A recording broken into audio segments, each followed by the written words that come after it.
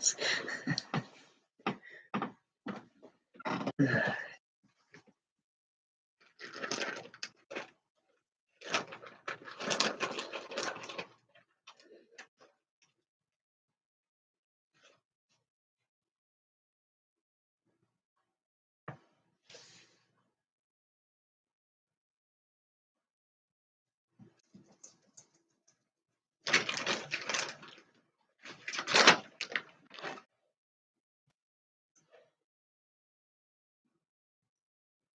Hey, what's going on? Sorry for the camera. I can't get it to quite work.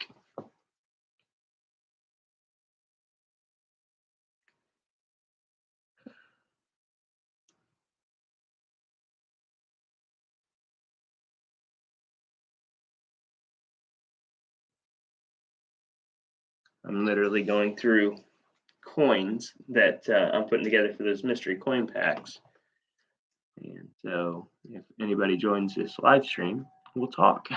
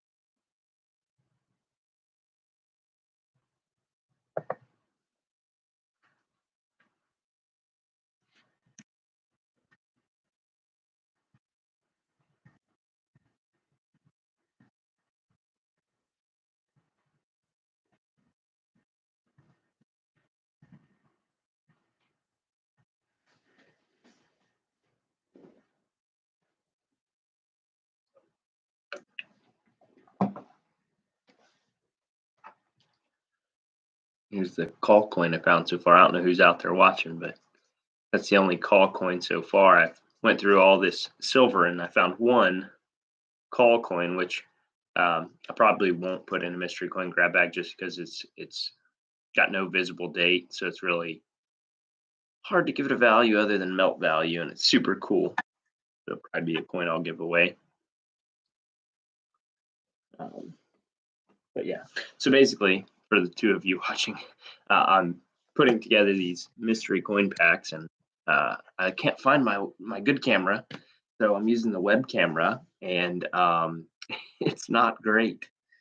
And the lighting may not be helping, so bear with me if you will, because that's kind of the struggle here, I guess. I'm going to probably end this and start over again here in 5 minutes. So if I do, I'll have my other camera.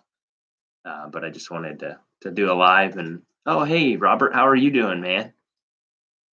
It's been a while since I've done a live and I just wanted to start doing more. And today I'm going through the coins from the mystery coin pack I got. But I won't reveal anything except for, the cool information I find out when I'm going through these coins.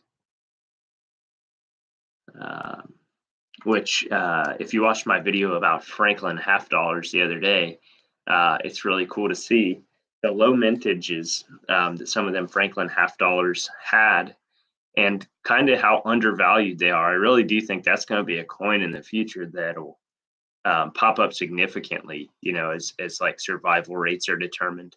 The 1953, for example, I had a mintage of 2 million, just over 2 million.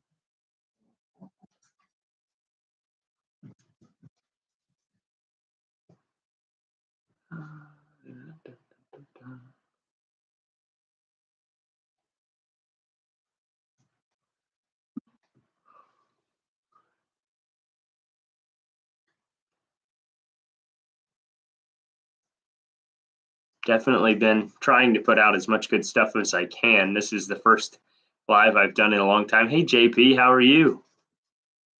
It's been a long time. Kind of have been sort of radio silent when it comes to this stuff, obviously. If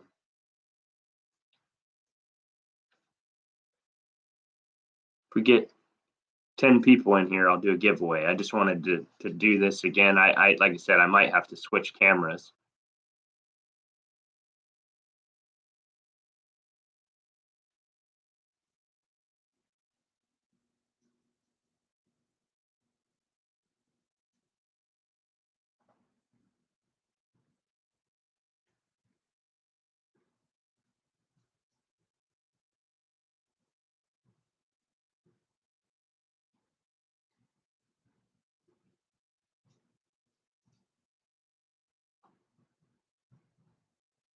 Good seeing you also, man. Didn't realize. Yeah, I haven't done a live in so long. It's crazy. I feel like I used to do a lot of them. But when I moved, I really can't find my other camera, and the computer camera isn't great. So how I used to do it before I had the other camera was I would use my phone and then use the computer just to do chat. But because I'm low budget right now, I'm just doing it this way. JP, you been finding any gold? Yeah, I think also if you guys are interested, I had 2 more of those $100 or 1 more $250 mystery coin packs. They're still available today, but tomorrow I'll be putting all these together and shipping them out hopefully tomorrow morning and Monday morning. I might be able to get them all done tonight and tomorrow. I spent all day today so far after work, after dinner, going through these coins. Haven't been out since my birthday in October. Hope to go tomorrow. The Lester and Benzo. That's so awesome. Tell them I said hi. I haven't been out this year gold prospecting. Not once that I can remember, honestly. Been so busy. Kids' schedules, gymnastics and everything. It's been pretty wild. Wrestling, gymnastics, soccer. My son wants to play football. Oh, anyway, so what I was talking about just a second ago, now that we're getting some conversations going on in the chat, some of these mintages for the Franklins especially really just make me think they're going to pop, like the 48, 53, 49, all the mint mark coins are going to have lesser, the 55. But yeah, those are some pretty cool things. How have you been, Robert? Haven't been active, so I haven't been keeping in touch with people.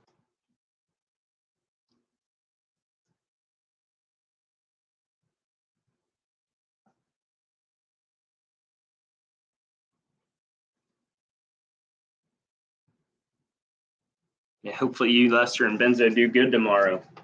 Go trip over a big gold nugget.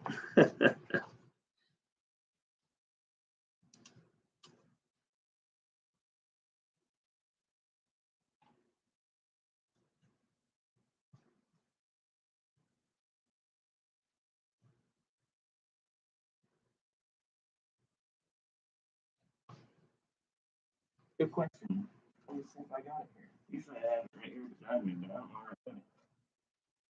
Let me go find it.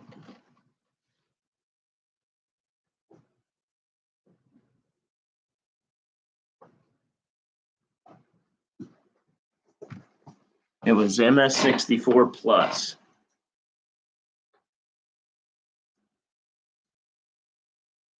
Tough year, man. Sorry to hear that.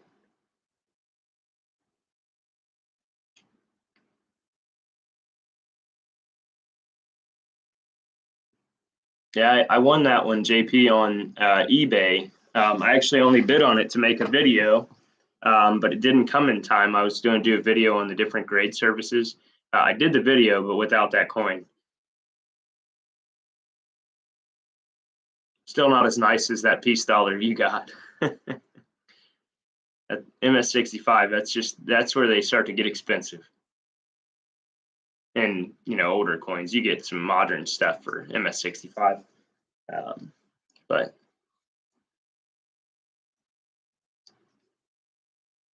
who's got the best pay dirt out there nowadays? Both of you guys do the pay dirts. Only panning I did was with my nephews, some That's awesome, man. I think I it may have been you that gave it to me, Robert. Somebody sent me one of the I guess the last hurrah bags. I don't remember what they were called, but kind of like might have been you that sent it back to me. Actually, somebody did. Gold Nugget sales in Yukon Alley. Yukon Alley is making quite the name for herself, and honestly, like it's pretty awesome, and kind of funny how many of these professional prospectors are now doing their own. I watch, well, we all watch Gold Rush, I'm sure, but Nome, the gold miners in Nome, that Emily Rydell, she sells her gold direct to public now. And some of you may or may not know this, but that's how I used to get my gold before I started working with Nuggets by Grant. I actually partnered with a guy from Nome, Alaska, and he would send me the stuff for the tough stuff. If you guys remember that, the Tom's Tough Stuff. Yeah, Brian, he's in on all them shows, man. He's got it made. He's got it going on. And I like his channel where he just goes around and prospects.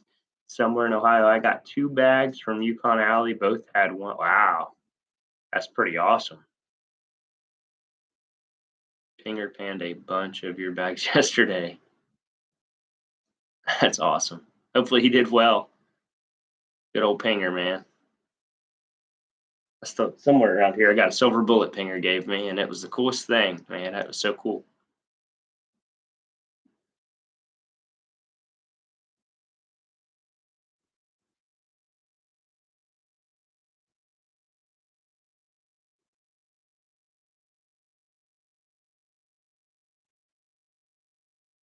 It might be the one that I have, but I think I have one of the originals, like the very originals, and then I have the one that somebody gave me back, which was I think supposed to be like the last bag, and they gave it back to me and told me I should keep it for a keepsake.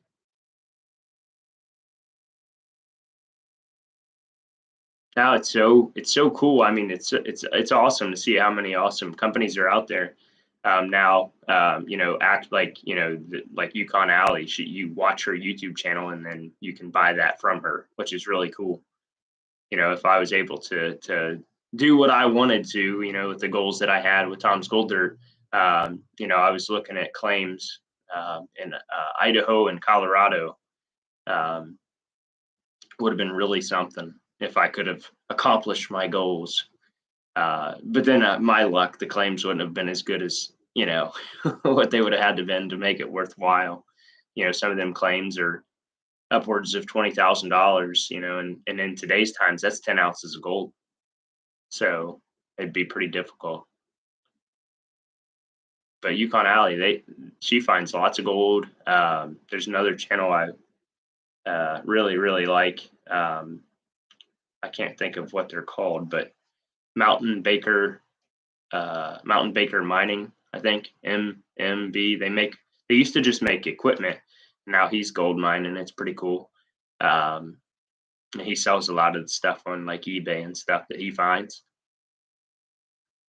Pretty much just the Tom's Gold Dirt crew in here right now. It's pretty cool. pretty cool.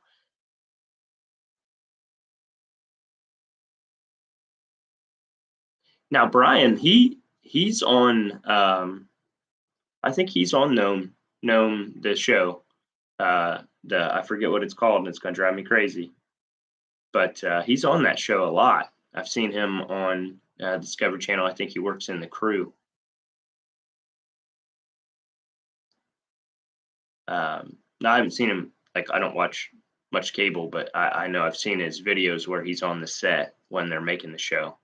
Bering Sea Gold, yeah, that's it. Well, so Nome Beach sand was what was in Tom's Tough Stuff, and when I couldn't get that, I had some from when we were all at Ohio Gold Show or Gold Rush days. From I think DGP gave it to me. It was just the pure concentrates, which that stuff was a nightmare. He's been running the camera. That's super cool. Probably kills him to not be running the equipment because I love when he just takes his little half car thing that that he has and goes to the beach and starts gold panning and mining, running his gold hog or whatever it is. Man, this is really cool. It's kind of funny, but super cool to see everybody in here from those days. You know, it's probably been a long time since I did a live stream, but like from that time frame, we had a lot of fun in the live streams and tons of fun. You, JP, Robert, Terry, a lot of names in here now that it's pretty cool.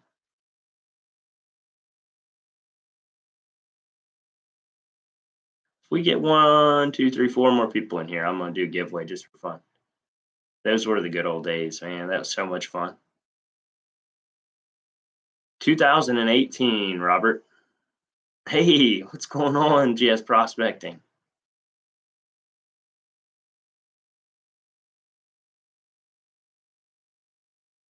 If I knew where it was, I'd go find it, but I'm pretty sure it's in storage. But Robert, I have your first order still in my original logbook. You were one of the first customers. You let's see if I don't know their YouTube name, so I won't say who they are, but they changed their YouTube name a lot. But Shane Clush was one of them too. Trying to think who else was.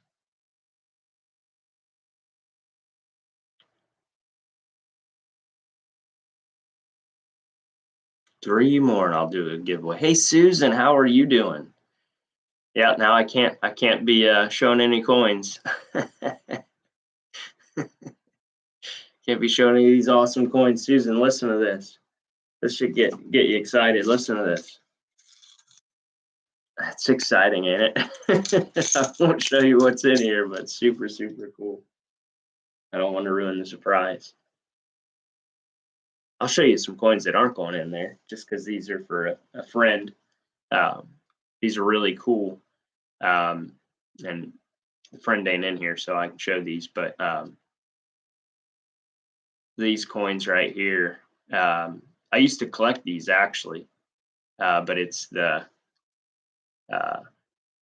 almost the whole set of the USA minted Philippines coins from World War II, and they're in an incredible shape for being, what are they, 80 years old? Super cool. It is absolutely. Don't worry, these aren't new, super numismatic coins that I'm clanking.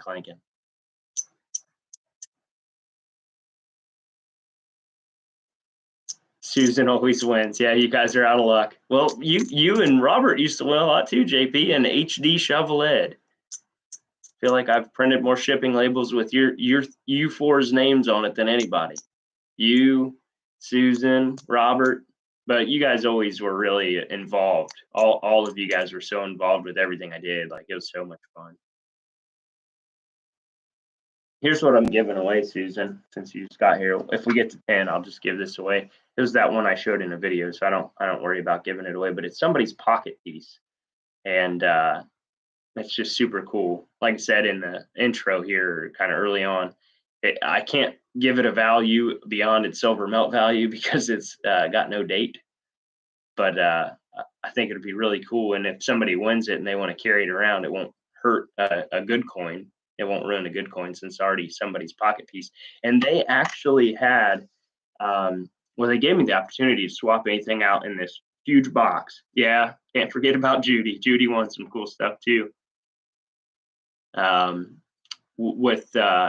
I was in there, they asked me if I wanted to swap some stuff out because they make these boxes for me. Like, obviously, I'm getting a great deal, so I'm not going to be too picky. But the peace dollars, they had some of these kind, the pocket coins, and they were only thing you could tell that was left was Liberty's head. Like, that was it. The eagle was flat, but you could barely make out Lady Liberty's head on the front of the peace dollar. And I thought, man, that would be a cool coin to take since the eagle was gone. And this is kind of an idea. So I want to get some slick coins like that and then get a die made, not a die, but a stamp made with my eagle and then the TR in the shield. and then just stamp some of those and then give those away. Since they don't really have other than the silver value when they're wiped out like that, it's a cool way to reuse it. Yeah, see, guys, you might as well not compete when we get 2 more people in here because Susan just said she really loves walking liberties, and this will give her one she can keep in her pocket and not have to worry about ruining.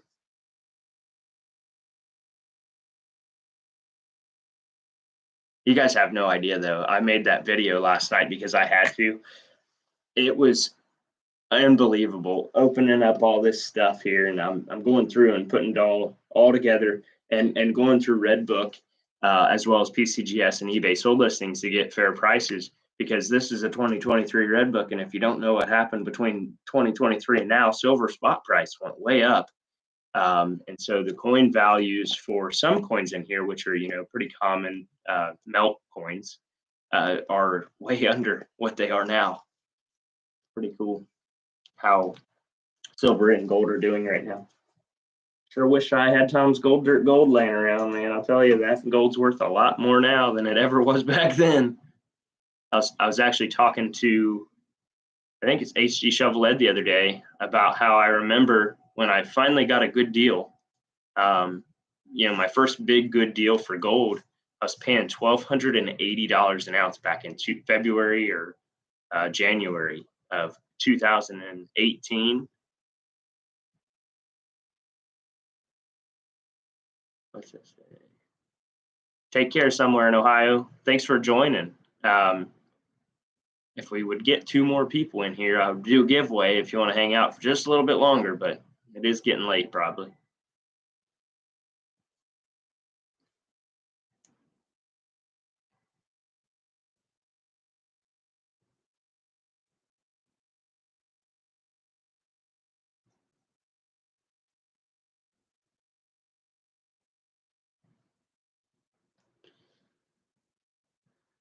Somewhere, hey.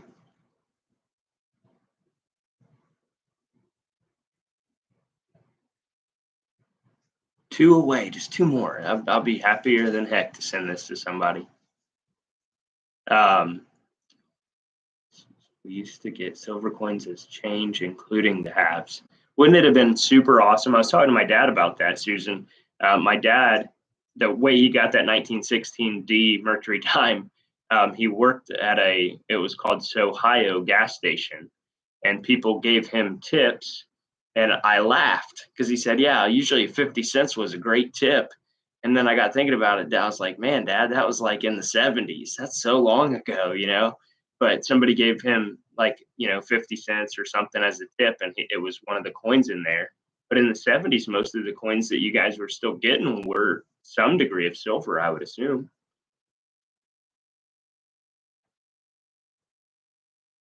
We did. That was my favorite part about it, Robert. And you donated a ton of stuff. You and Steven and JP and Benzo, you guys always donated so much stuff. And DGP Outdoors donated some high bankers, and it was so incredible to just, well, for one, to get that stuff donated really made people want to do it, right? I mean, those items really, like I always said, it was always you guys, not really me. I just turned the camera on and started talking, and you guys know I don't have any problem talking.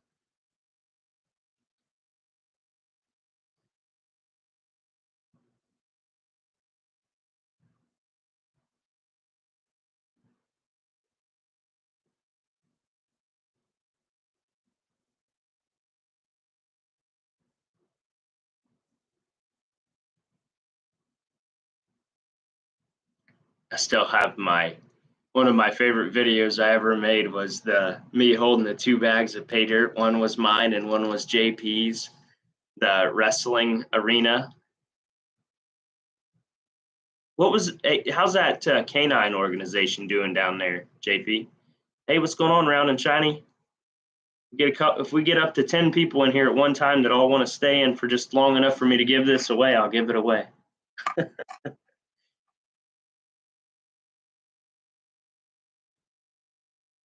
Yeah, if they would have seen us standing side by side, they would know who would win, right, JP? JP's like this much taller than me, if you guys haven't met him in person. in the 50s and 60s, actually. Although in the early 70s, I got a 1909. Wow.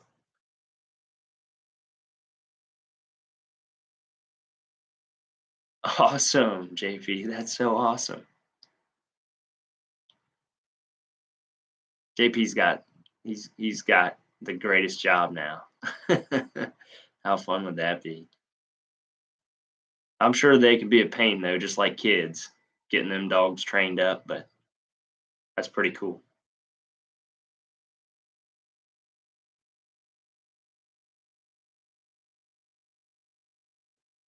Every time I pick up a coin like this, I don't know what this is. Obvious, it's from 1916 all the way to 1946 or 47. These Walking Liberty half dollars. So it's got a ton of history in it. It's pretty awesome. Wow, Bar Farm raised street clay. Wow, Bar Farm. I said Bar Farm, Bar Fam. JP's Bar. Man, that was we had a lot of fun with that too. I think even after my divorce, I got on a few of your live streams, and I haven't been as active lately. I got to get back into that. That was so much fun. The JP's Bar, man, that got pretty fun in that. You guys, you and Benzo, and man, so much fun. The Benzo bricks, Benzo Bonanza bricks, those things were awful. If any of you guys bought one of them, go comment on all Benzo's stuff. Do land maintenance at Saving Grace Canines. Yeah, Saving Grace. That's what. Yeah, that's it. Cool. JP Lawns and More doing the maintenance. Still got your sticker. Coolest sticker ever.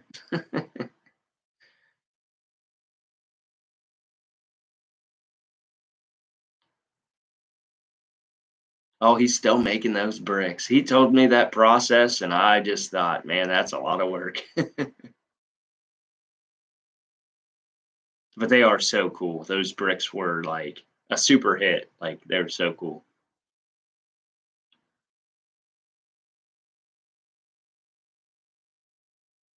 Only we could get to 10 people. I really want to give this to somebody. Susan's gonna win anyway, but you guys know how that goes. Unless Jim Stone Judy shows up. Be a contest between them two. Be a coin flip.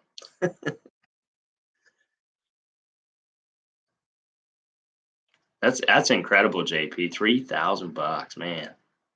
That's awesome.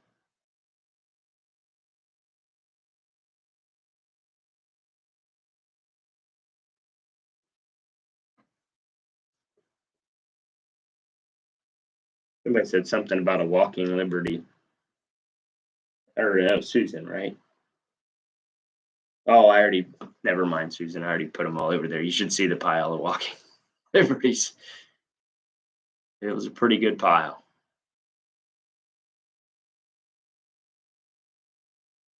My local coin store, like regular customers can go in there and buy big bags of 90% silver. They're all assorted. And the way they do it is a per ounce basis based on pure silver. So if it's 90% coins, they put enough coins in there so you get 10 pure ounces of silver or 20 pure ounces of silver, 100 pure ounces of silver in these bags. And they don't search them. And one of my really good friends actually goes and buys like one or two of those every time he gets paid. I don't know which size, but he'll send me pictures of the coins that he's pulling out of them, like proofs and just some of the really, really awesome coins that he gets out there. And he pulled one Walking Liberty half dollar out that was, I don't remember what date it was. I want to say it was like a 39, but it was like, if it wasn't uncirculated, it was really close to uncirculated. He was just like, dude, I'm telling you, I do this all the time. And I've been going to this coin store for 10 years and I never pay any attention to them bags. I always have my eyes on, the things that I particularly like, which is usually wheat cents, which, you know, I got a few this past trip, but they haven't been having them in there. And the coins I need now to fill my album are very, very hard to get. They're very, very far and few between. And unfortunately, one of the coins I need to get in my book is in this lot that's going to go out the door either tomorrow or Monday, which I'll be super happy for whoever gets that coin. And if they want to sell it, I'll buy it.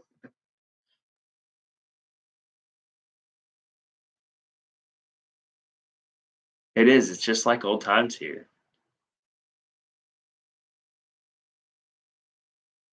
Those were some long nights, though, when we were doing these streams down in my gold room. That was the best times ever. They were so much fun. Why don't you keep that? Because I wanted everything. This was totally 100% to go back out the door. None of it was purchased for my collection. And like I said, I did this kind of like spur of the moment. And thanks to all of you who purchased, honestly, because it's super cool. Like I said, I only have two more, either two more $100 bags or one more 250. But that coin, it's not like crazy valuable, Susan, but it's one of the tougher ones to get just because of the mintage. I won't give away the details on it, but I'll tell you. Let's just see how far down the pecking order it is. Let's see.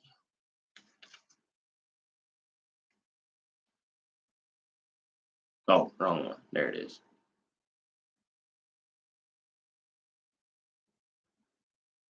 Yeah, for a penny less than 10 million minted, it's a pretty good one. And I said less than 10 million, just so y'all heard.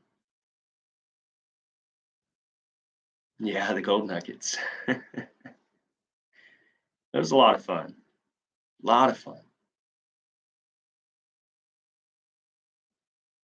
How many of you guys got those shirts? The gold nugget shirts, Tom's Gold Nuggets or whatever they were. I have one somewhere. I don't remember how that all worked. It was really difficult. I think it was a company that was like, it's crazy that it was only 4 years ago, but like 5 years ago now, but like that was like when print on demand first came out. So it was like it took forever to get them shirts when you ordered them and stuff. But I know some people got them. I can't even remember the company's name, Spring Tea or something. But back then I used GoDaddy, and now I'm using it's called Shopify. But with GoDaddy, you couldn't link a whole lot of stuff in. So like I spent all that money on that real nice website, and then you couldn't link a bunch of stuff in. And now I don't pay. I think I pay $1 a month for this new website, which is awesome. I mean, you paid the upfront stuff, but like then it's $1 a month, and like they charge a percentage of your sales. But like I'm not spending $360 a year just to have a website now.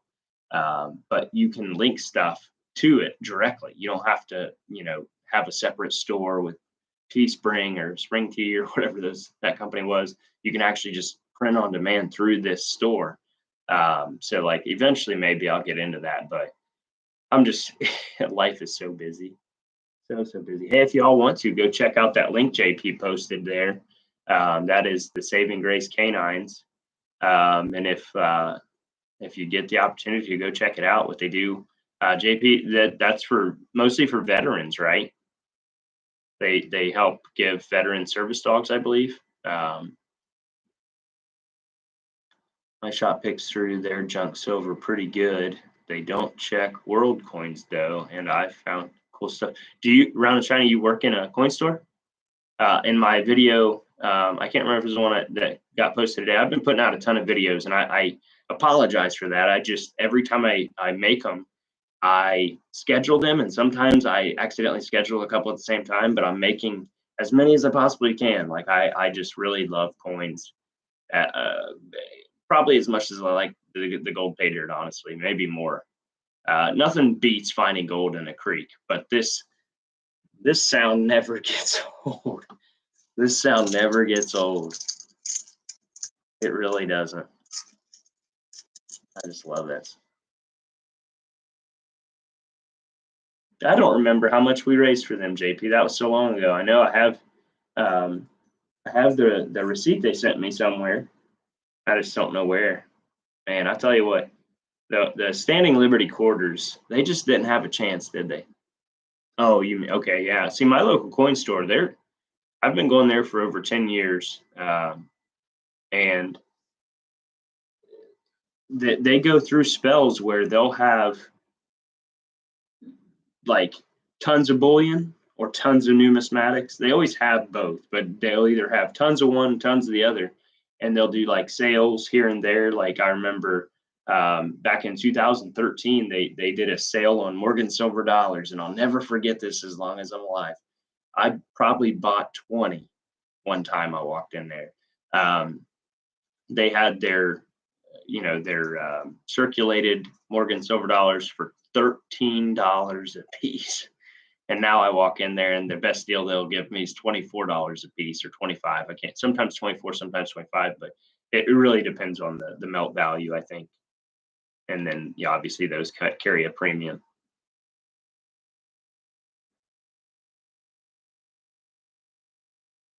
Yeah, I live only about maybe an hour and 10 minutes from Portsmouth Coin Shop. I really, really got to get down there and just go in there and spend some money and get a chance to talk with Daniel and or his dad or his employees, because that guy really has a really good inventory on his website. But I'd really like to go see it in store. Be cool to meet him. He's one of my favorites. Him and Ben the Coin Geek.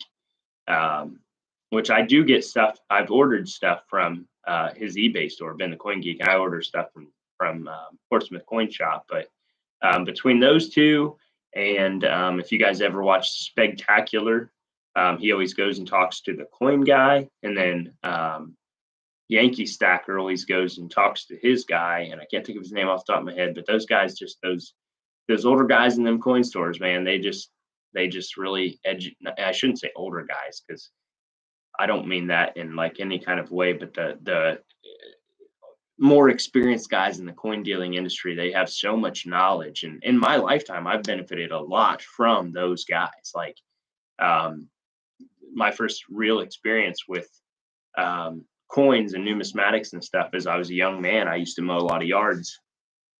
And the first thing I would do is I'd have my dad take me to D&D Firearms in Wilmington. That was our local coin store, but they also sold, the other things. But he had a huge case. I mean, it was not huge, but he had a case. But what was really cool wasn't what was in the case. It was always what was in the safe that he didn't have time to put in the case. And I would always just say, "Hey man, what's in the safe?" I just want something. And he had a big bag of like 90% in his safe. He'd have like a big bag of Morgan silver dollars that weren't, they're book fillers, but that's how I was able to collect all those coins and build my first Morgan silver dollar set. I didn't have the 1895, but I had most of them. What's your favorite coin? Let's see what everybody's favorite coin is. You already know what mine is.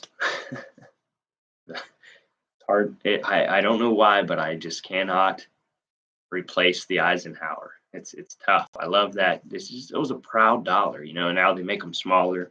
I like the Susan B. Anthony proofs, but the Eisenhower dollar is just awesome. I don't know why. I just love them. They're not worth a whole lot either, so I can afford them. That might be a big part of why I like them.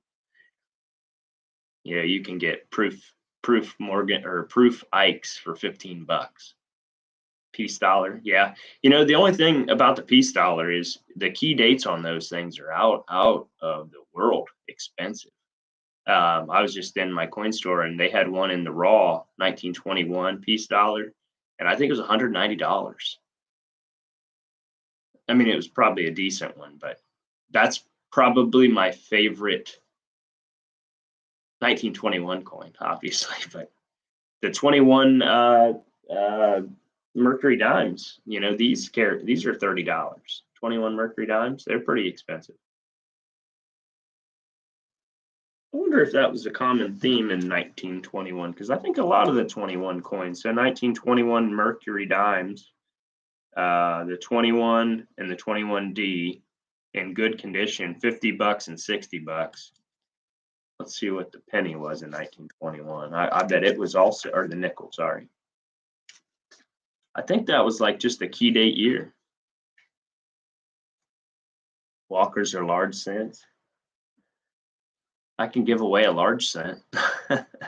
Like, I'll show you these large. See, I don't put call coins in my mystery coin grab bags.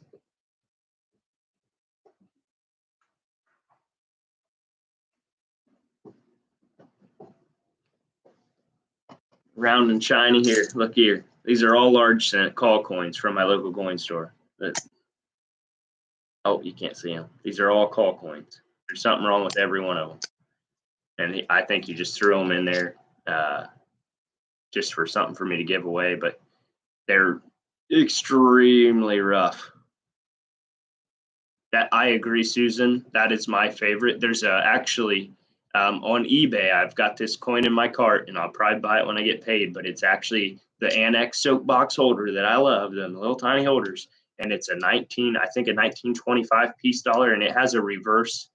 It just has a subtle toning, and then the eagle is just blast white shiny. I mean, it's the coolest coin. I wonder if I can show it to y'all. Not for any other reason other than to show you. Now somebody's gonna go get it, but somebody's gonna go find this coin. I'm just gonna show you the picture of it. Don't find this coin.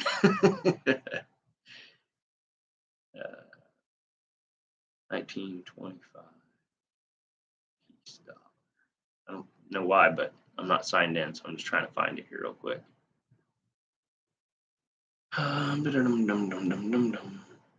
It was in my cart, but it ain't in my cart now.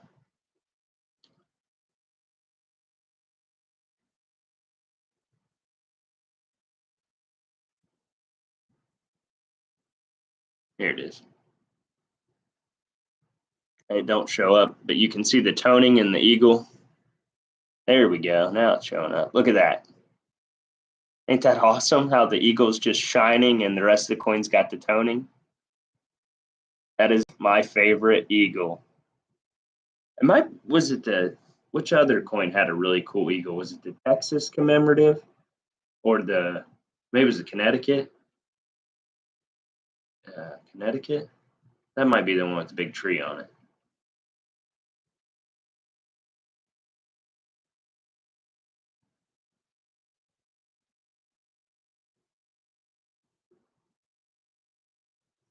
Robert, do you remember? I wonder who won that. Do you remember that Roman silver denarius I gave away? I think it was worth like $300. It was like the nicest Roman silver coin I ever found. It was like silver and gold. Like when I had it X-rayed, it was the coolest coin ever. I agree, Susan. I agree. I've had that thing in my cart for, well, the problem was that I bought those coins to make the video, and I didn't want to get carried away. I could buy it, but I hope it's still there when I get paid again. I'll buy it then. I won't feel bad. But it's Christmas time, so spending money and all that stuff. I don't want to get carried away and get myself in trouble. I don't want to get in timeout, get grounded. I don't know how many people are in here, but here's a cool large cent.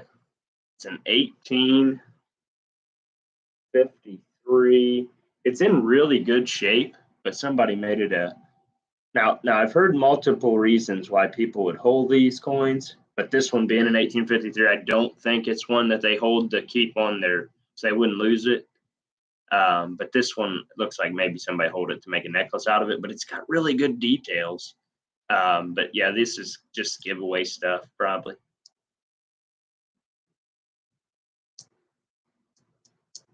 And what's cool about that one, Susan? Like, you don't see toner piece dollars.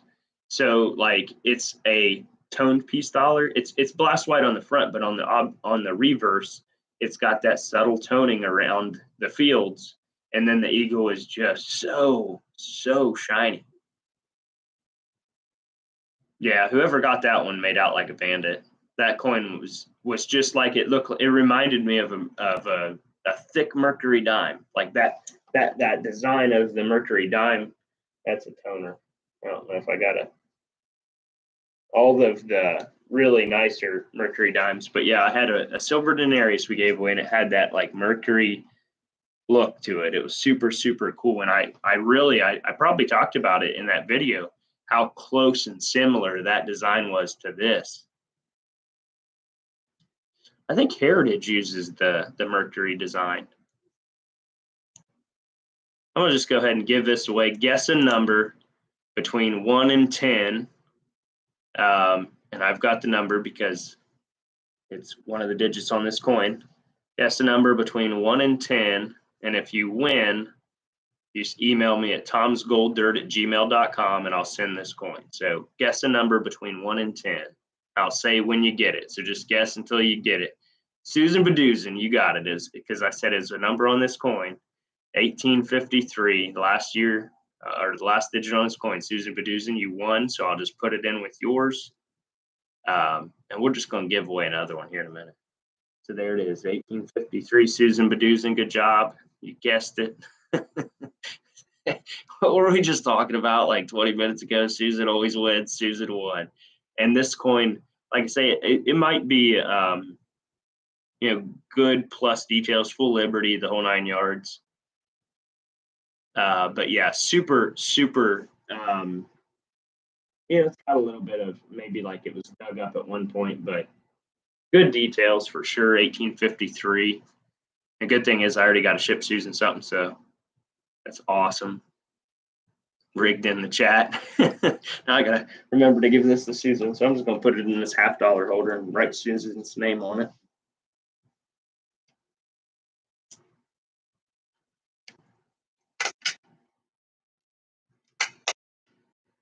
That's funny. That was so fast. Well, I guess, it ain't like the old days when we'd have 20 people in here and the chat would freeze up. Susan.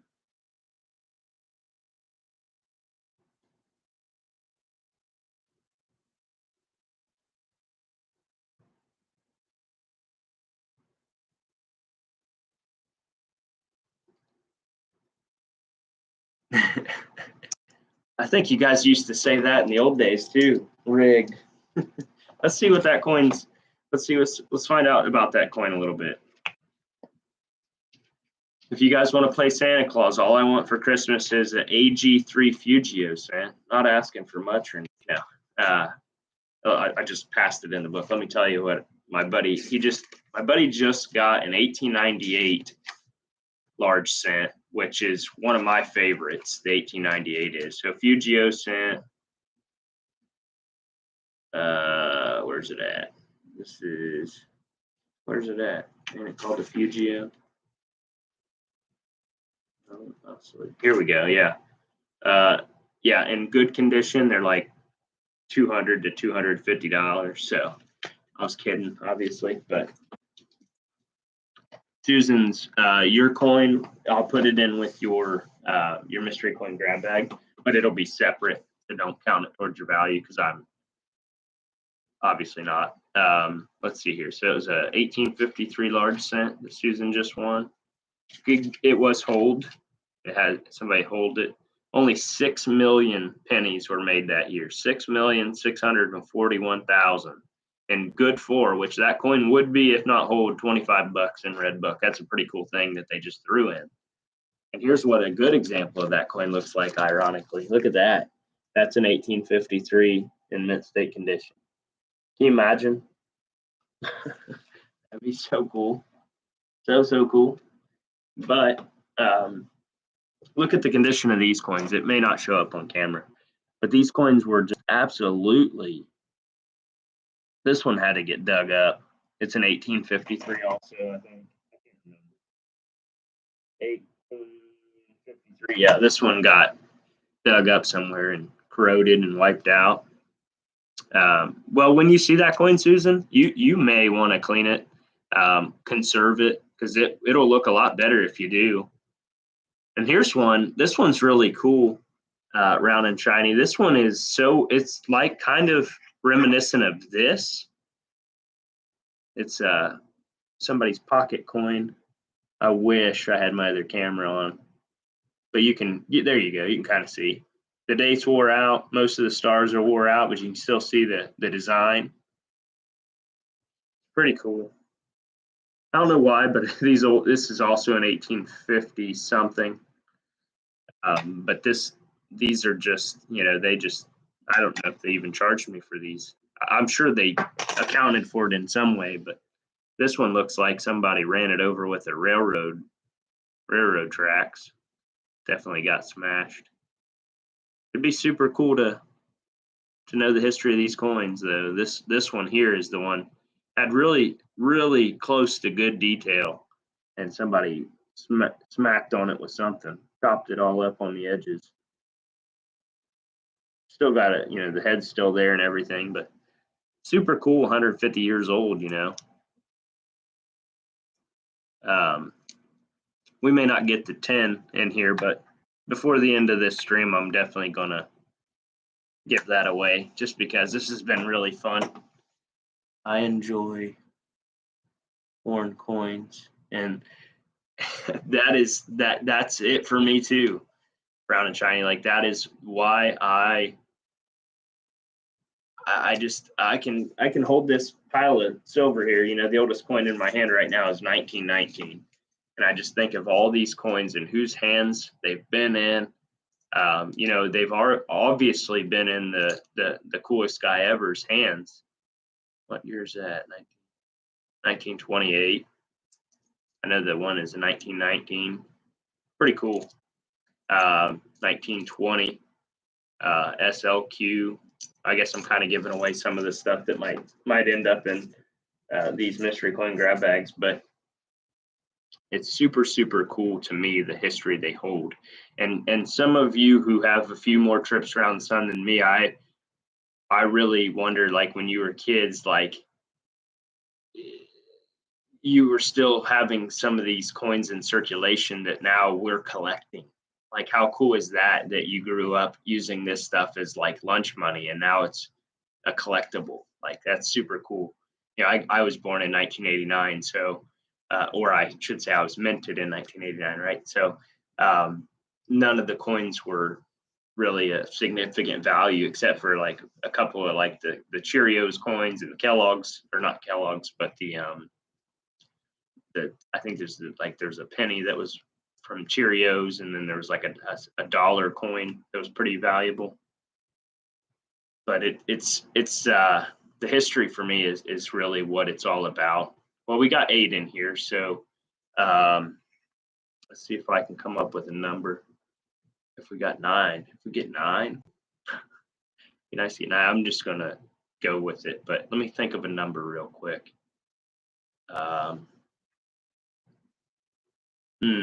I'll think of a number while we talk, but what got you into coin collecting? Like, what was the first coin you ever got that you've collected?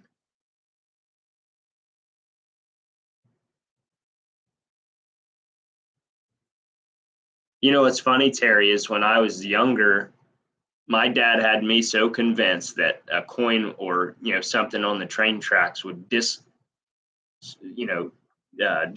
or I don't know what you call that, cause the train to get off track. Because when I was younger, we had a train in Wilmington go off the tracks and spilled chemicals into one of my favorite fishing lakes.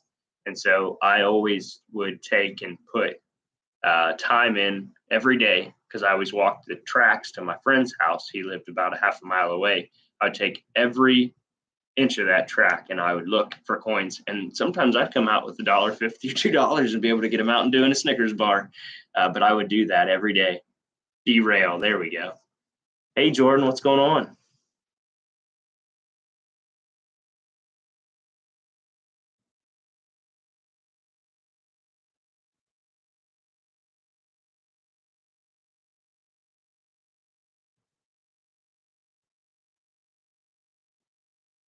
Hey, Gypsy Wolves, how's it going? Derail. Same here. Yeah, I literally would. I'd walk to my friend's house about every single day unless I stayed the night there. But on the way there and on the way home, I would always gather whatever coins I found. And sometimes, I'd find the coins that flipped off the tracks, and then I felt like I was guilty of stealing after a while, but I would just kick them off the tracks. I put them in my pocket. I'm not gonna lie. I took all them coins home.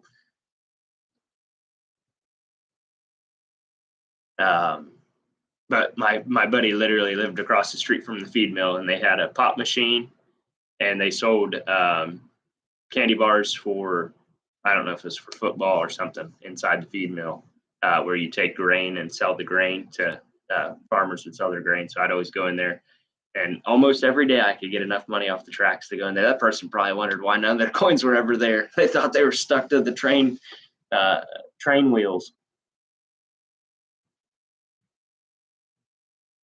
When the state quarter program came out, my grandpa would get circulated rolls from the bank as they came out and would give me one for my book till the set was complete. That's super awesome. My neighbor, he had a bunch of them, the 50 states maps where you could pop the coins in, and that's what him and his wife would do. They would go and get those coins. Hey, Coin Sense and Nonsense, what is going on?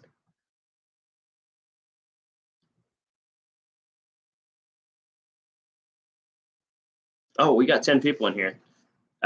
Since we got 10 people in here, I'm going to do this giveaway. That way, when the 11th person gets here, they're jealous.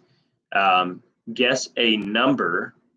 Let's make it important. So I'm thinking of a year, and I've mentioned it in 2 videos of late, that has something to do with the Benjamin Franklin $50.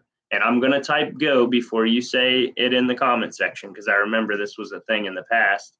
When I type go, I want you to start typing in dates and think of it. There's only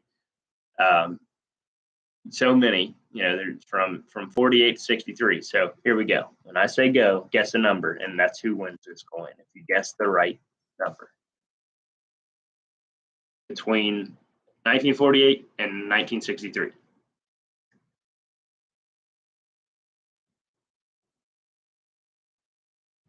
Robert got it that fast. Third guess, Robert got it. Susan must have been doing something else. Good job, Robert. You won the walker. Susan must have been looking away. You got an opportunity and you took advantage. So the 1953 Franklin $50 had a mintage of under 2.7 million. So I've mentioned that in 2 videos. That's why I came up with that number. And it just so happens that the 1853 coin is what Susan just won. So super, super cool. Caught her sleeping. Well, cool. Now I feel like we did something today in this last hour. I got to share my my favorite sound in the whole wide world with y'all again. It's been a few minutes.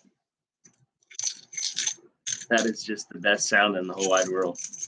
I'll sit literally since I got this box in, which I mean, I have my own collection I could do this with, but I did this. I was watching Sound Money Metals YouTube short, and they were talking about their little invention, and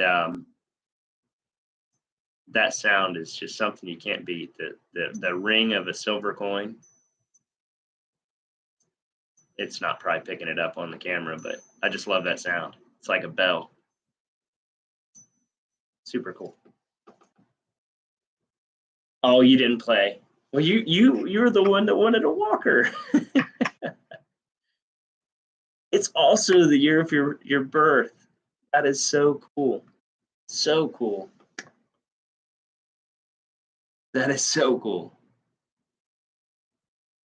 But that isn't the year of the coin. But you now have a coin that's 100 years older than you, Susan, because this one was 1853. Let me check that. I said that earlier, but let me just make sure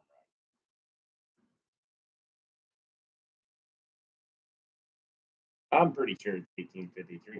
It needs conserved, but I'm pretty sure it's 1853. It looks like 1853 to me. Yeah, Susan won a coin that's 100 years older than her, and you could put it on a necklace if you wanted to. Now, I don't know if I would, because copper coins will probably turn your skin green or something. I think that's what they say. But still, nonetheless, Susan won this coin, and Robert won this coin. Now it's time to really get exciting with the giveaways, right? Let's see what else I can give away. Let me go find something cool.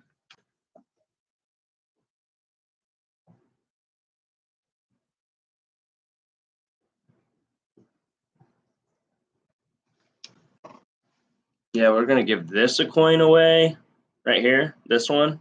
It's another Walking Liberty design, Susan. We're going to give that away when I hit 1,700 subscribers. That was a joke.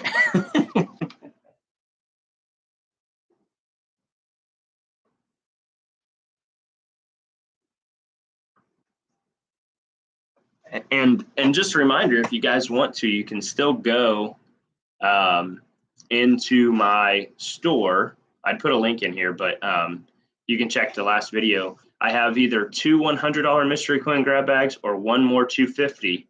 But Susan, question for you, since you did get one, the 1953 Mercury right there is toned, but it's circulated. And you get one of these with your grab bag, because that was my justification for getting rid of the that's true. You can wear your coin ring and nobody will know, or your coin necklace and nobody will know. But yeah, it's too bad the 53 is a little bit circulated, but it's a toner, and I'm putting these are going into these mystery coin grab bags. It was, like I said, it was a good excuse for me to break up this, get this out of the way, so to speak. But these coins are beautiful. Absolutely, some of these uncirculated coins got toned up in this picture album. And like I said, the only reason I wanted to break them up is because I didn't have any place to put it. But it's a super, super awesome effect that it had on these coins. But Susan, if you want a specific year, I can kind of show it to you here on this live. The 1962, I might send to my dad, but other than that, all these are fair game. The 56 is literally beautiful. The 53's got a really good tone to it. It's actually, it kind of looks like cobalt blue, but it is a lightly circulated coin. Probably VF or like VF30, or maybe even XF. But the toning on these is incredible for some of them. The 63, the 62 is purple. I mean, it's got that rainbow look to it. The 1960s that way. The 47 has this really cool tone, and then it's got a fingerprint that didn't tone. It's super weird. The 1950 is that same, like, cobalt blue. It makes you wonder, like, if this decade, the 50s decade, no, because 56, maybe like the early 50s coins had a different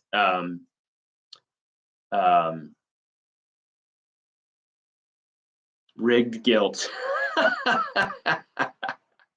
Terry's throwing shade. That's a new term I learned. Throwing shade.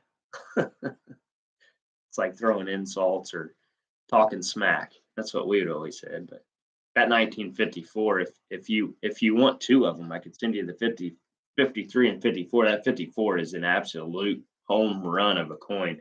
I want to say the 63 was my favorite 63, or the 60. But these all got a really cool tone, just from being encased in this. The only thing I don't know is, because of how they're stuck in here, if there's going to be anything you need to acetone off the back, but I'm not going to do it. I'll let you guys do it if you want to. I haven't popped these coins out except for the one that had the die crack. I popped it out just to look at it closer. It was the 1950. The 1950 has a really cool die crack. Hey, take care, Round and Shiny. If you want, I could do one more giveaway on one of these things before you go. That way you get one more chance. Because I have 4 more, but I can give one more away if you want one. I'll give you one more chance here. But if you've already ran, I understand.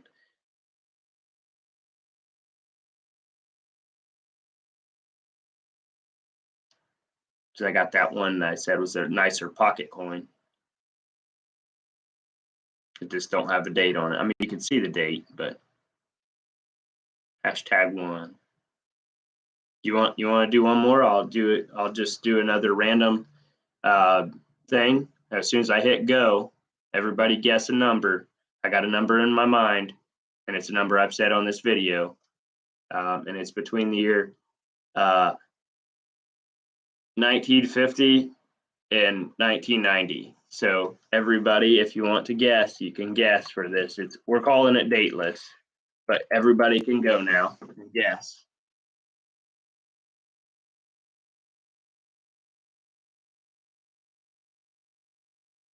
Crayon.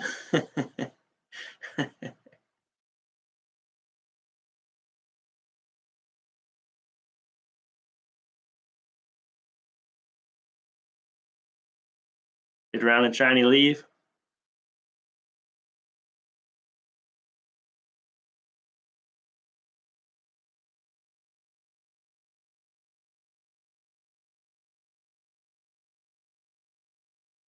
Susan got it. Susan got it. 1989. I think I only said it once this video. Susan got it. I think Round and Shiny must have already took off, but I wanted to give him a chance because he mentioned, this coin. So this might be an 1857. Now that I'm looking at it, it kind of has a date on it, Susan. 1857. Let's take a look at it. 1857 would be if it is that. 1857, all kinds. Holy cow.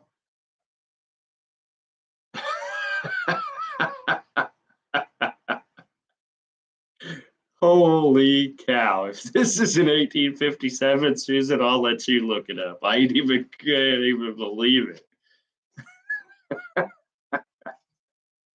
That's the last year.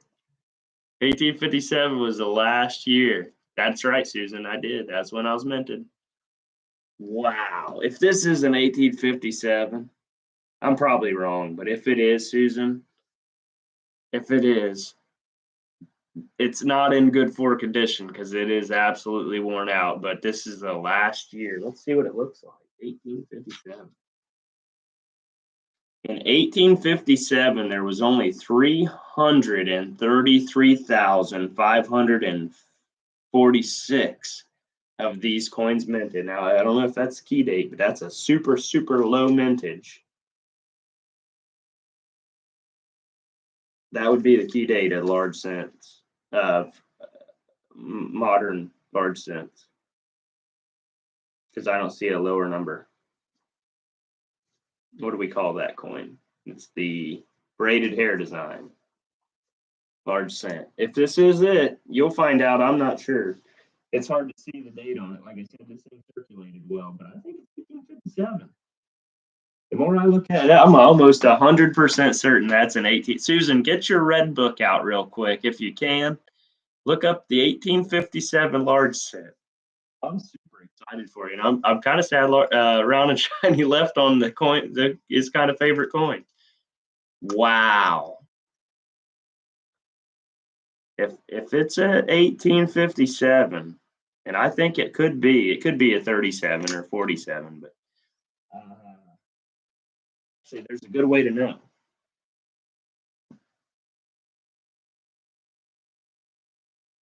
I think it is. I really do think it is. And now I got to find a holder to put it in. But I'm saying it's an 1857. Now we got to have a $50 holder for this bad boy.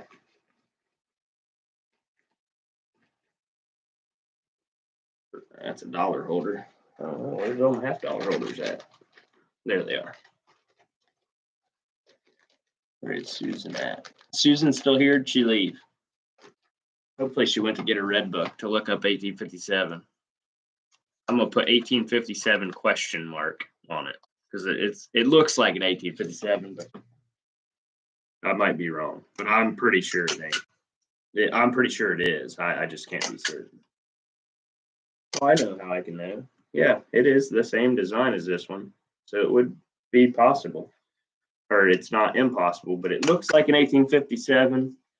And if any of you have your red book, look at 1857 in your red book.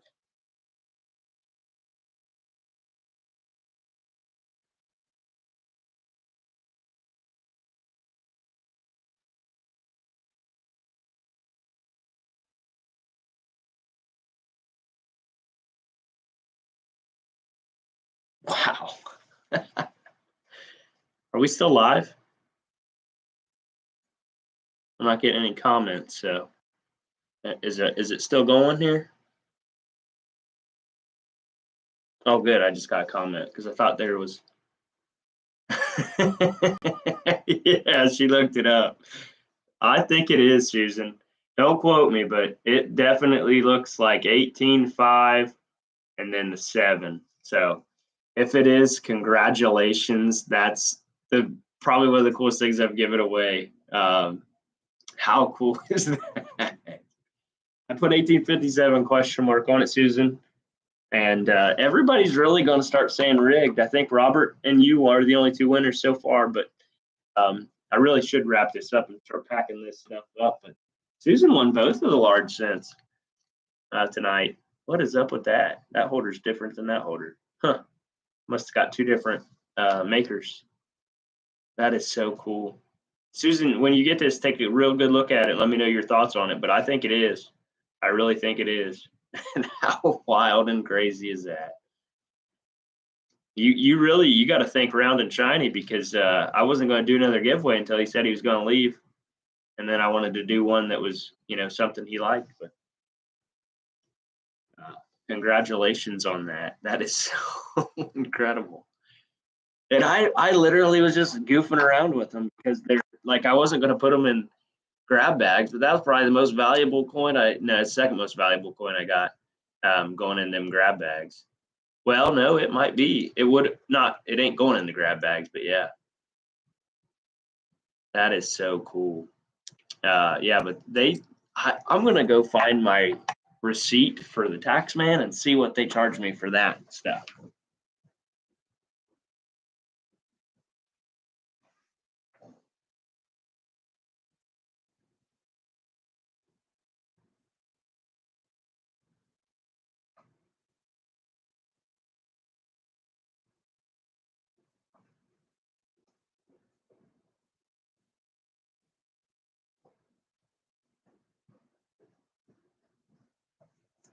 Okay, they didn't charge me, but wait till you hear what I got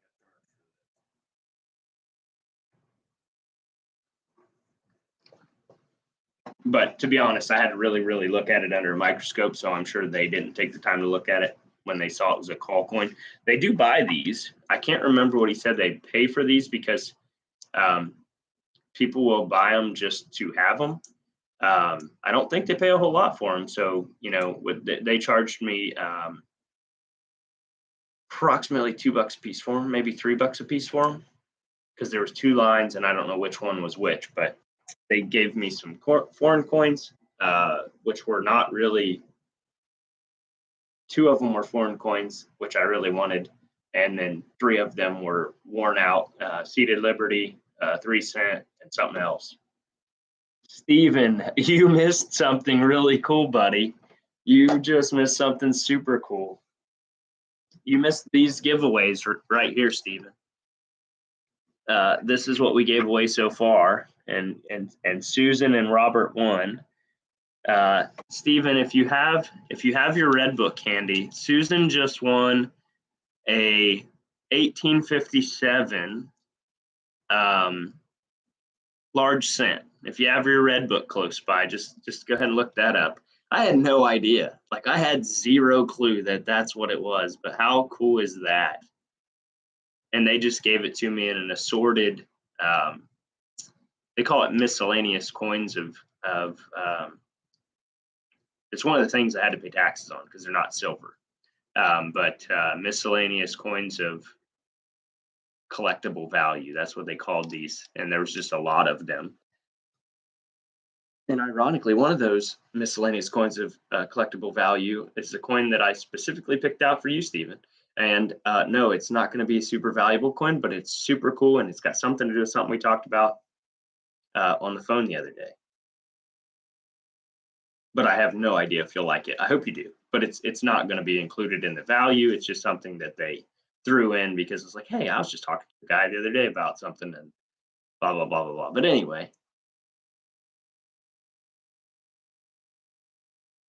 1857 large cent. And then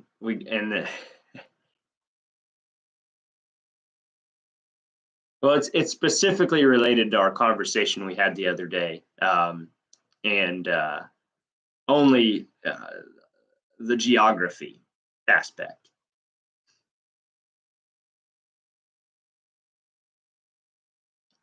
Robert, by the time you get your $50, I will have handled it enough to wear off a half a gram of silver. I don't know why I'm so infatuated with these, but even these ones, these copper ones, even these ones, man, you just like, I feel it and I'm just like, man, this thing's been around a lot. It's been, this was pre-Civil War, that's insane. Like both of those two Susan one are pre-Civil War. One of them's 100 years older than Susan. On the year. Like that's so cool to me.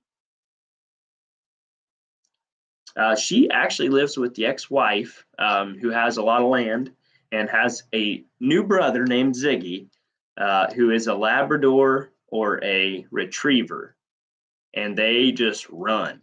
They just live their best lives. Absolutely, Robert. That's the cool part. Like, and what I was talking about earlier, some of these coins were holed, back then because people had holes in their pockets. So they'd put holes in their coins to keep them all together. Now, they didn't do it with silver coins. It was always copper coins, but they had them linked together on rope, like a piece of string, so they wouldn't lose their lunch money. But imagine in 1857 how much a penny was. That how prominent that coin is compared to.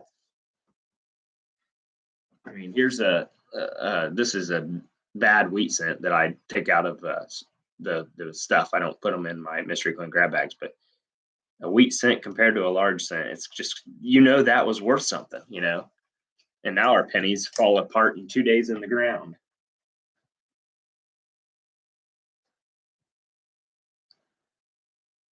Oh yeah, there's a cool. Are you sure it's 1857 large? Yeah, I'm pretty confident. It is. That's. You won't never see it on this camera. I need to get my other camera and my microscope out, but it's in storage. But yeah. Susan looked it up in her red book too. Rounded Shiny was in here, and he said he really, really likes these, even when they're call coins. And he said he had to go, so I wanted to do another giveaway. And she guessed it. And 1857 is what I'm going with on that date. It is. I mean, you can see the 7 and the 5, and there ain't any other years, so it had to be in 1857. It's just, it's in, I would say it's probably just under good condition. So, even if you divide the value in Red Book, divide it by point or multiply it by like 75% of that value because it's in lesser grade or something, it's still a lot of money. And it's super cool. And I couldn't be happier. It's awesome to me. But if I add that value to the box of coins that I just got, that box was worth so much money. So cool. And now I'm even more excited than I was yesterday when I was going through that box and had to make that video. I'm not kidding when I say I was on cloud nine, and I'm getting there again. That is wild, ain't it, though, how much that's like a key date. Like, and only think about today when they're minting. I got to get my 24 red book out, but today they're minting pennies in the billions or multiple millions, and that coin had a mintage of under 300 or under 400,000, something like that, and it survived Civil War, the First and Second World War, the war me and Steven were in. I mean, that's wild to think about. Yeah, so here in 2022 or 23, how far up does this come? 2000 and 2 billion coins. They're making billions of coins, billions of pennies today, and back then they made less than 400,000. 2021 they made 4 billion, 7 billion coins, 7 billion coins for pennies, and most of them will billions. Pretty sure. Made 1 billion pennies. What is up with that, man? They just, I don't want to get into that, but they just print it out like it's going out of style, don't they? Here, I'll tell you the exact number. 2021, they made 3,560,800,000 in Philadelphia, 4,035,600,000 in Denver, and then less than like a million in. Yeah, mintage is 333,546. What a coin! Steven just missed the opportunity. He would have probably guessed that date. That was super cool. I think Susan just pays attention, guys. You guys just got to start paying attention. I'm so excited for you. That is such a cool coin. And we were talking about the mintages of like the Franklin half dollars. They're significantly low. So one of these days, that might be a good set to put together.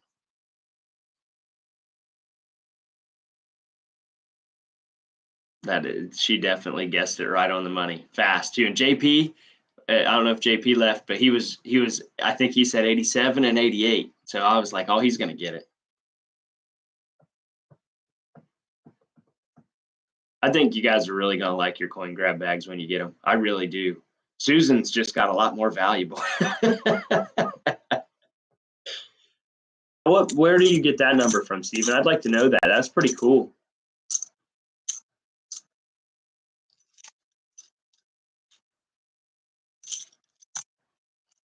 One of the really, really interesting things, and I think, Ben the Coin Geek and definitely subscribe to their channels. Ben the Coin Geek and Daniel at Coin Help You, they talk about survival rates. And that's something I really, really, I think about, because I heard the coin guy on Spectacular talk about how he saved coins back in his youth from going to the refinery. And I think Daniel may have made a video about that too. But then when they were younger, and they were like vest pocket dealers, they would buy coins before they would get melted. So like the silver coins were getting melted for the silver content. So it really makes you wonder how many, where did you find out how many coins were certified? That's what I was asking, Steve.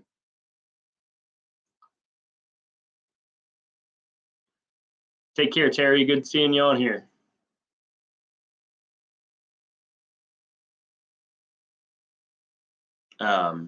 And then I just forgot what I was talking about. Oh yeah, how many coins have been like? Where do you find? Oh, okay. Well, you have to text me that, because I'd be interested in buying one of them. That's pretty cool.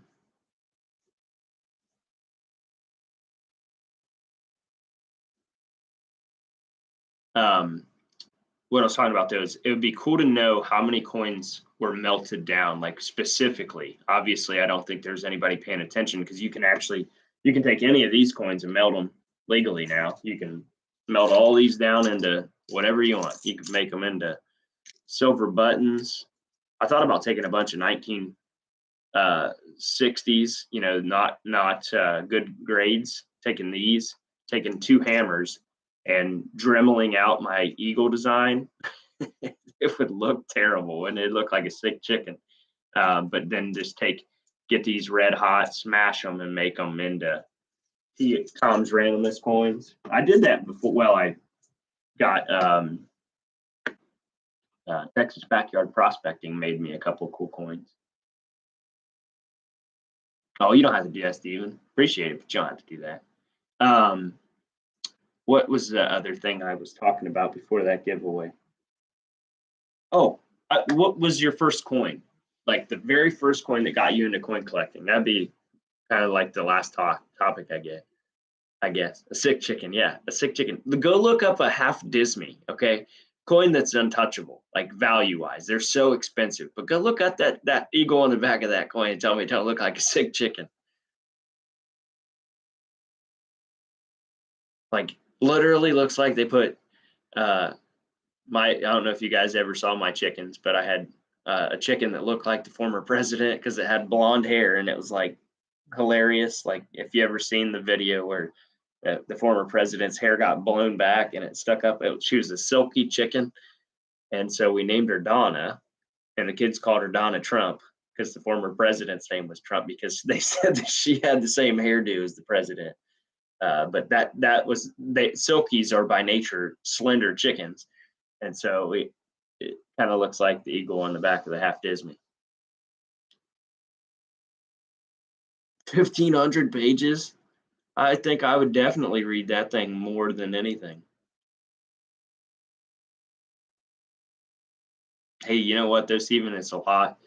When you get somebody into this, it's tremendously valuable to learn about. And I honestly firmly believe in it being a true asset. I read this thing every day, and this is just like I said. I specifically look at mintages because when you watch like the stock market, they always say you got to get in before the boom or whatever. But coins, because I'm 34, some of you guys might be younger than me, but some of you might be a little older than me too. Coins of mid-American or mid-century modern, like the post World War II coins, those are going to be kind of like the barbers when I get into my 60s and 70s, or the Mercuries or the barber coinage, and those coins have a significant value. But when you look at like the Franklins and the Walking Liberty half dollars, those coins are going to be pretty valuable, I think, in those, in my later years. So like I kind of focus my collection on whatever I want. But now that I've been reading the Red Book, there's some of those coins that really jump out to me. That Franklin half dollar series is really speaking my language because you look at the mintages again and you see those mintages are so much lower than you would expect for a coin that in that day, I mean, when they came out in the from the 40s to the 50s and the 60s, 50 cents still wasn't nothing to shy away from. You could buy some stuff for 50 cents back then. So um, they probably got circulated for the most part. And then, to get those in like a mint set or something and then just hold them, I think they're going to be worth some money one day. And that one, if you guys have seen mine, I have a Proof 68. That's probably going to be worth a lot of money one day. And my Ikes are going to be worth something someday. One of these days, I hope. I definitely love them. And I give away more Ikes than anything because, like, whenever my coin store gets them, like, they give them to me for face value for the non-silver ones, and they'll sell them to me for face value. They take them as currency, so they sell them as regular money. And so I give those away, like, whenever I buy something at, like, especially, like, my kids' events, the meets, the wrestling meets and stuff for the kids that work the concession stands. And, like, I'll pay in that. And or if I go to, like, an auction and I go to the concession stand, usually the auction I used to go to had kids working in the concession stand. So I would use Ike dollars as what I would pay with.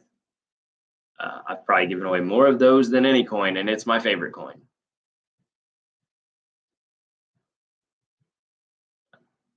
Stephen, do you have a ANA grade book?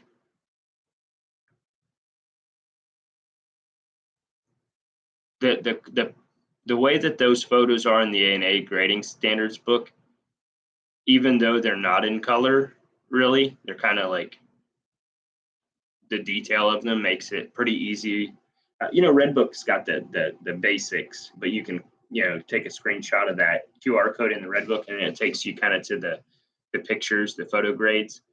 But that's something I've learned a lot from, honestly, is looking at the grading books so that I can do a lot better job of grading coins. I still struggle with uncirculated grades, but to know if a coin is AG or good for or VG, those are important, especially with some of these higher value coins. Like if you were ever to get an 1857 large cent, you'd need to know if it was a PO1 or a PO2 or an AG3, because there's a big difference in value in those three grades.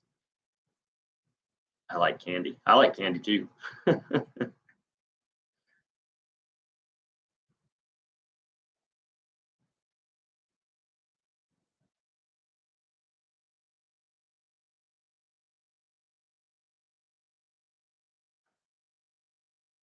True story there, Susan. And Cherry Picker's Guide.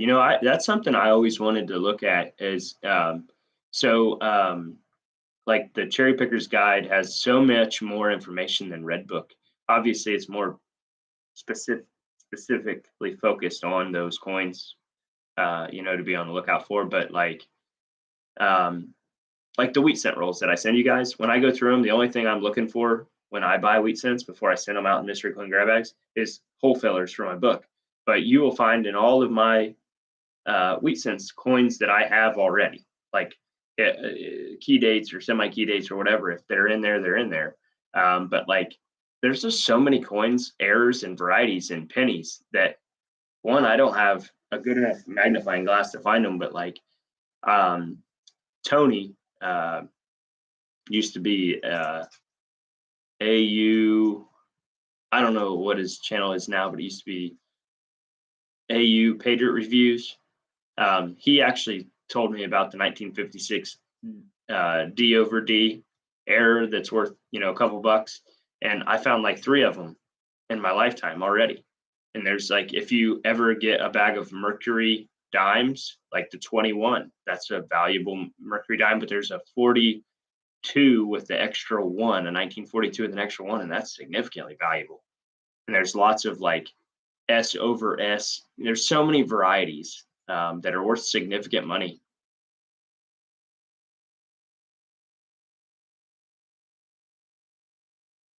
Yeah, and Eisenhower, he was kind of a big deal. He might have been a little bit crazy from what I've read, but he was a pretty big deal. He accomplished a lot in World War II. I think he definitely was a significant man in history. Kind of like this guy on the front of these things, right? He's pretty significant guy. Oh, sorry. I don't have another one of the. I don't have Ben Franklin sitting here. They're all over there. Well, I think let's see. I got Stephen and Robert. Not Stephen. Sorry, Susan and Robert. 1. So I got those set there. I should give one more thing away, like an end of stream giveaway or something. So I can wrap this up so you guys can go to bed and I can start going back through this coin collection here to get these all packaged up. I plan on, so tomorrow I have to go to a church Christmas party with my girlfriend's family. And before that, I'm going to the post office and shipping out as many of these as I can. And then if I don't get it done tomorrow, I'll ship them out on Monday. So I should be done by then because I'm going to be up all night going through these coins because I just love it so much. And hopefully it'll be realistically, I think these are going to be pretty incredible. They're really, really strong mystery coin grab bags. So I'm excited.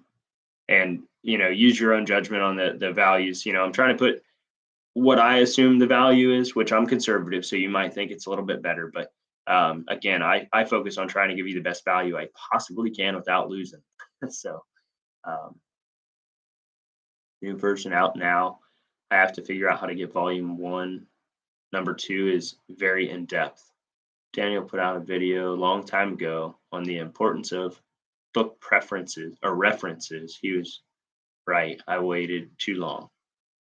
Did you get as many sold as you were hoping to? Yeah, only like 2 100s or 1 250 left, Stephen. So yeah, we definitely did great there. Well, time bring Cleo for the night. Everyone thinks. Hey Susan, thank you so much for coming. This is like the first time in forever, and it feels like it's just like old times. Same group, same awesome people, same fun. Have a great night, Susan.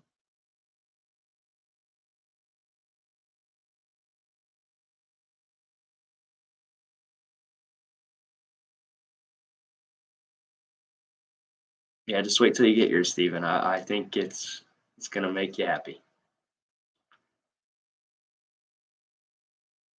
And I put it in a huge box that says to Mrs. W. I'm just kidding. that way she knows. No, I'm just kidding.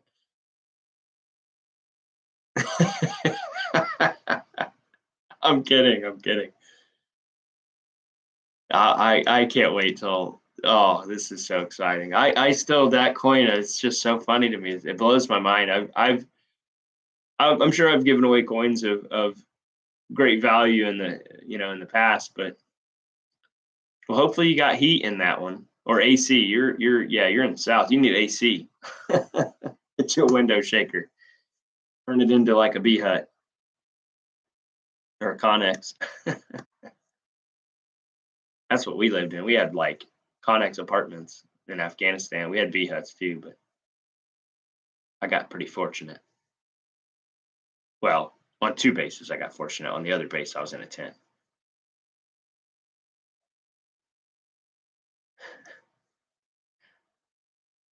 As much time as you spent in Europe, you don't like the cold, huh?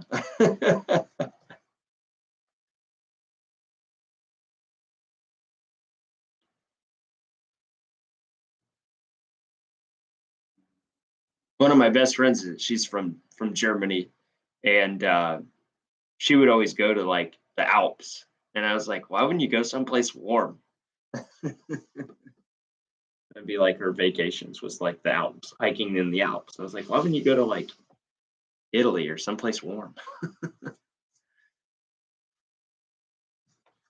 I got to figure out something to give away for the end of stream because I want to do one more thing. I think it'd be fun. I can't give away any of that stuff, but let's see here. Oh, I know something I can give away. I'm gonna wrap this up here at here in 4 minutes. So let's see.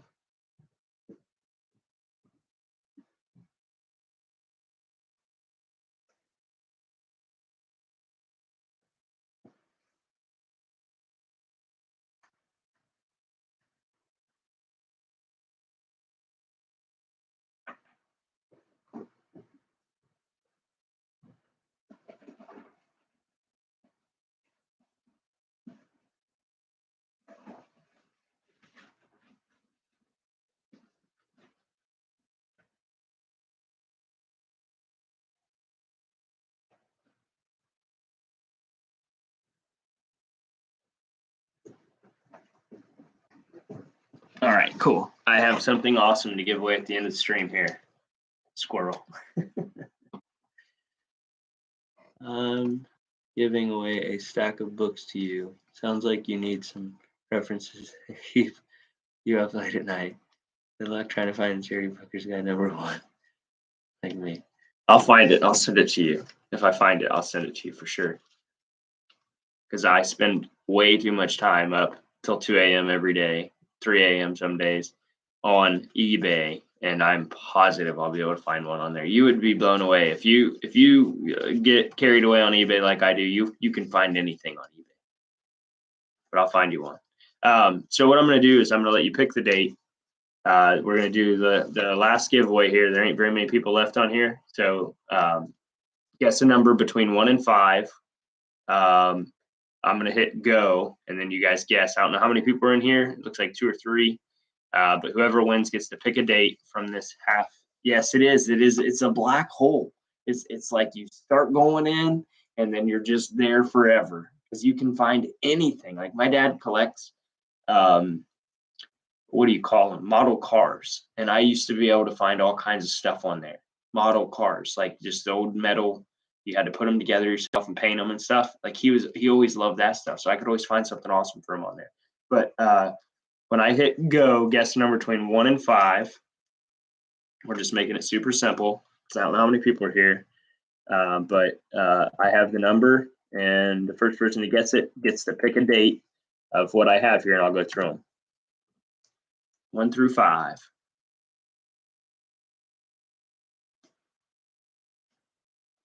Keep guessing because it might just be you two. Steven, you got it. Steven got it.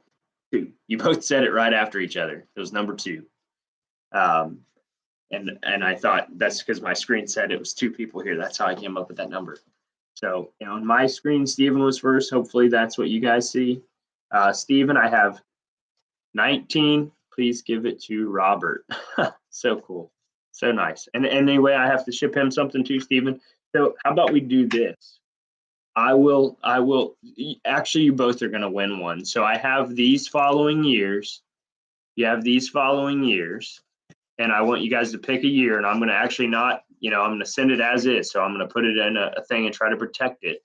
If any of these years speak out to you, let me know. So I have 1991, 1981, 1980, 1979, 1987, which is a good year for half dollars, I think, 1986, 1973, 1974, 1977, 1978, 1988, 1989. I should keep that for me. 1982 and 1983. So if any of those years, if you want one of those, just type the year you want, and I will send that to you with your, Stephen, I'll send it with your order, and Robert, I'll send it with your other winnings here. And then I'll tell you what's on it when you pick a year. Since I have plenty of these, you both win. And you both guessed the number 2 like simultaneously. So I feel very, very happy to give these to you guys. I think they're all proofs too. One off, I'm an old man. Dang. What year do you need? 1982? Is that what you want, Robert? 1982. You need 84. I wonder why I don't have an 84.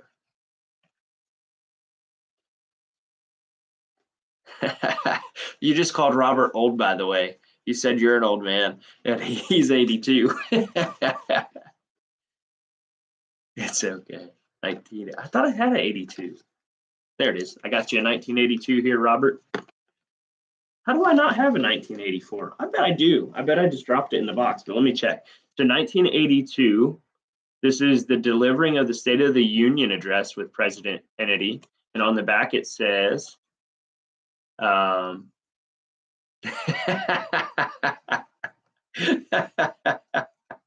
he got mad face. The Constitution makes us not rivals for power, but partners for progress. Wouldn't it be great if our government would just listen to what this man wrote down? And that was January 11th, 1962 in the State of the Union address. Now, this thing is obviously probably pretty old, and they don't make stuff like this like they used to, but this is super cool. So, Robert, that one is a really cool quote, and that'll go with your awesome silver half dollar. And then Stephen, 1984.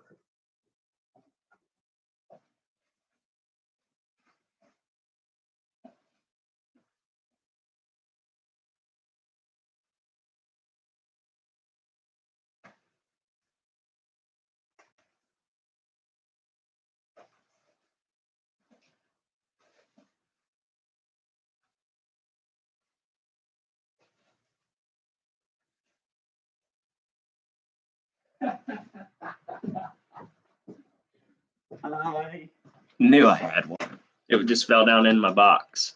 1984. These are so cool, by the way. Super cool.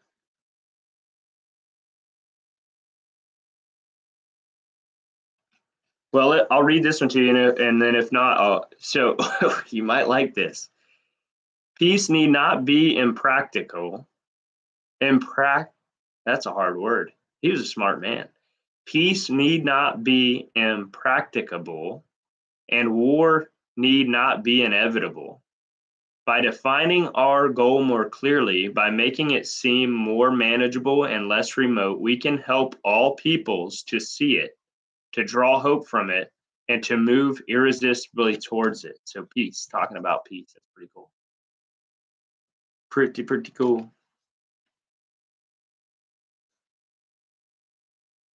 That's every one of these are so cool. I'm gonna have to go find the 1989 one here and read it, because I might have to hold on to that one.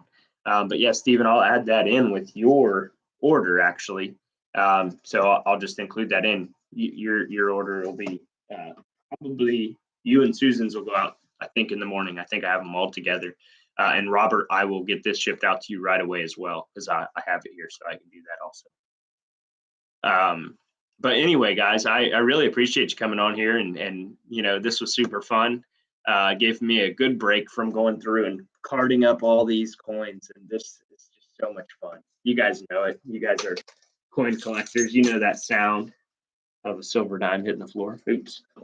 But really appreciate you guys for everything that you guys do and all the stuff you've bought for me and stuff.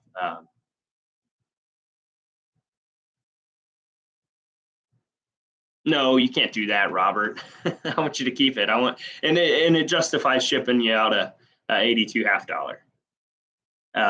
Because I think a 1982 half dollar is probably only worth, you know, $5 or $6, but now you got $10 of silver to go with it, so it's well worth it for me to send it to you. You can just go buy a $25 mystery coin grab bag. No, I'm just kidding. Let's see here. Let's find it. 19. I'll tell you what these are. They're both proofs, by the way, too. The other, some of them were not proofs, some of them were proofs. Yours are both proofs. I know Steven's got a red book, so I'll just tell you what yours is, 1982. I'm sure you got a red book too, but I'm already at the half dollar section, so. Tag on it. There we go. 1982. What is that, S? I think they're S if they're proof, right? S proof, yeah, S proof. 82 is minimum of $4, but I'm sure it's higher than a proof 65, and then 84 also. So yeah, roughly. I mean, they only made 3 million of those. That's pretty low mintage in my opinion too.